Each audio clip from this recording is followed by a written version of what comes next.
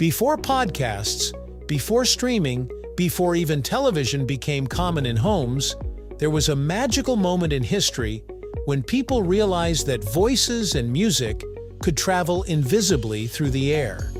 Imagine living in the early 1900s, turning a wooden knob on a box filled with glowing tubes, and suddenly hearing a human voice coming from miles away.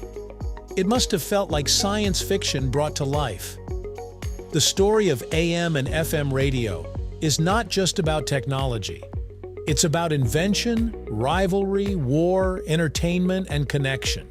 It's about how the world shrank when sound began to travel across oceans without wires. Today we take radio for granted, playing in cars, kitchens, and workplaces. But behind that simplicity lies a century of experimentation, failure, and genius. So how did it all begin?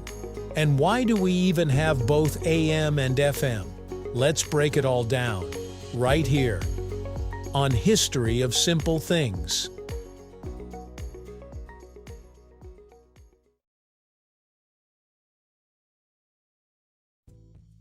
The roots of radio go back to the late 19th century, when scientists first proved that invisible electromagnetic waves existed. In 1887, German physicist Heinrich Hertz demonstrated that these waves could move through space. He wasn't trying to invent radio, he was simply proving a theory. But his discovery opened the door to wireless communication. Building on this, Italian inventor Guglielmo Marconi began experimenting with wireless telegraphy in the 1890s. By 1901, he successfully transmitted a radio signal across the Atlantic Ocean. It wasn't voice or music yet, just Morse code, but it proved that long-distance wireless communication was possible. The leap from dots and dashes to human speech came thanks to Canadian inventor Reginald Fessenden. On Christmas Eve in 1906, he conducted what is widely regarded as the first radio broadcast of voice and music. Ship operators expecting Morse code instead heard him speaking and playing the violin. That moment changed communication forever. Early radio transmissions used what we now call amplitude modulation, or AM. In simple terms, AM works by varying the strength or amplitude of a radio wave to carry sound information. This method became the foundation of early broadcasting because it was relatively simple to implement with the technology of the time. In the 1920s, radio exploded in popularity. In the United States, station KDKA began regular commercial broadcasts in 1920, famously announcing the presidential election results that year. Families gathered around bulky radio sets in their living rooms, listening to news, music, dramas, and comedy shows. The 1920s and 1930s are often called the golden age of radio. Major networks like NBC and CBS formed, linking stations across the country. Radio became the primary source of news and entertainment. During World War II, it served as a crucial communication tool, delivering updates directly into homes. AM had one big advantage: range. AM signals can travel very far, especially at night, when they bounce off the ionosphere and reach hundreds or even thousands of kilometers. That's why even today you can sometimes pick up distant AM stations after sunset. But AM had a weakness. Because it changes the amplitude of the wave, it's vulnerable to electrical interference. Lightning, power lines, and even household appliances can create static. The sound quality was limited and often noisy, and that limitation sparked the next revolution. In the 1930s, American engineer Edwin Howard Armstrong developed frequency modulation, or FM radio. Instead of changing the amplitude of the wave, FM changes its frequency to encode sound. This approach made FM far less susceptible to static and interference. The difference in sound quality was dramatic. FM offered clearer audio and better fidelity, especially for music. However, Armstrong faced resistance. Major broadcasting corporations had already invested heavily in AM infrastructure and were reluctant to shift technologies. FM broadcasting slowly began in the late 1930s, but World War II delayed its growth. After the war, regulatory changes in the United States even forced FM stations to move to new frequency bands, which hurt early adoption.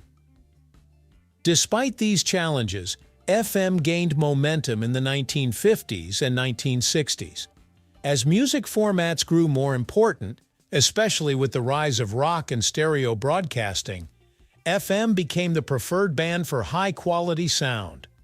By the 1970s, FM radio had surpassed AM in music listenership in many countries.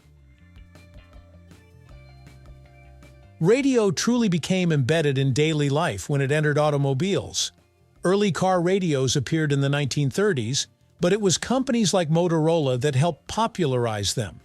In fact, the name Motorola comes from combining motor and Victrola, reflecting its origins in car audio. As car ownership increased after World War II, radio became the soundtrack of commuting. AM dominated early on due to its longer range, making it ideal for highways. But as FM networks expanded, drivers increasingly switched to FM for music clarity. Talk radio, sports broadcasting, and news remained strong on AM, while FM leaned heavily into music formats. This division shaped the identity of both bands for decades. FM took another leap forward in the 1960s with stereo broadcasting, allowing music to sound more immersive. AM, meanwhile, remained mostly mono. The sound gap widened. Then came television. Many predicted radio would disappear. It didn't.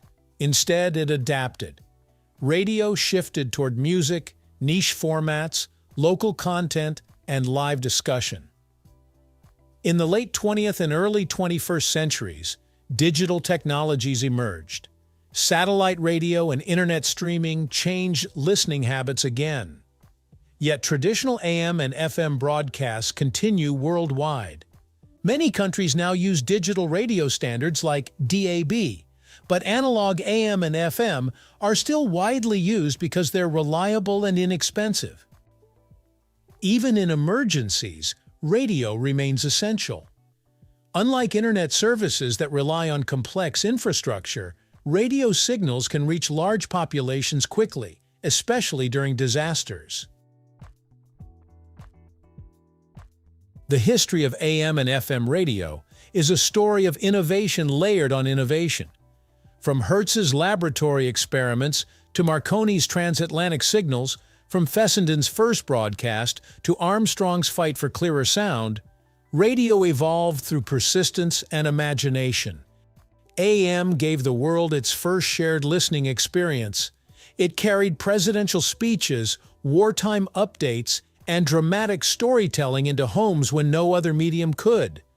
FM refined that experience, making music richer and clearer, shaping the soundtracks of entire generations. Today, even in a world filled with streaming apps and digital playlists, radio still lives. It plays in taxis, kitchens, factories, and roadside diners. It connects rural communities, broadcasts emergency alerts, and introduces new artists to listeners who didn't know what they were looking for. Thank you for watching. If you have suggestions for our next video, feel free to share them in the comments below. We'll be sure to give you an acknowledgement for your contribution. Thank you for joining us on this journey through the history of simple things. Don't forget to like, subscribe, and stay tuned for more stories woven through the smallest details.